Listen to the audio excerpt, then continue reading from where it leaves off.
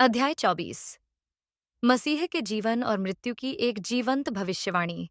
तब दयालु और मनुष्यों से प्रेम करने वाले परमेश्वर ने आदम और हव्वा पर दया दृष्टि डाली और उनके उस रक्त को देखा जिसे उन्होंने बिना किसी आदेश के अपने बलिदान के रूप में उनके समक्ष अर्पित किया था। लेकिन परमेश्वर ने उनके इस कृत्य पर आश्चर्य किया और उनके बलिदान को स्वीकार किया।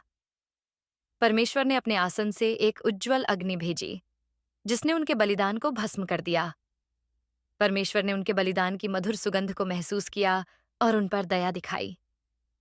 तब परमेश्वर का वचन आदम के पास आया और उससे कहा, हे आदम, जैसे तुमने अपना रक्त बहाया, वैसे ही मैं भी, जो तुम्हारी संतान के रूप में देह धारण करूंगा, अपना रक्त बहाऊंगा। और जैसे तुम मरे, हे आदम, वैसे ही मैं भी मरूंगा। और जैसे तुमने एक वेदी बनाई, वैसे ही मैं भी तुम्हारे लिए पृथ्वी पर एक वेदी बनाऊंगा। और जैसे तुमने उस पर अपना रक्त चढ़ाया, वैसे ही मैं भी पृथ्वी पर एक वेदी पर अपना रक्त चढ़ाऊंगा।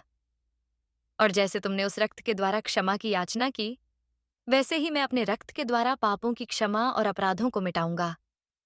और देखो, मैंने तुम्हारा बलिदान स्वीकार कर लिया है, हे आदम, परंतु वह वाचा जिसके अंतर्गत मैंने तुम्हें बांध रखा है, अब भी पूरी नहीं हुई है। जब वह पूरी हो जाएगी, तब मैं तुम्हें फिर से बाग में ले आऊंगा। अब इसलिए अपने हृदय को दृढ़ करो, और जब दुख तुम पर आए, तो मेरे लिए एक बलिदान करो, और मैं तुम पर अनुग्रह करूंगा।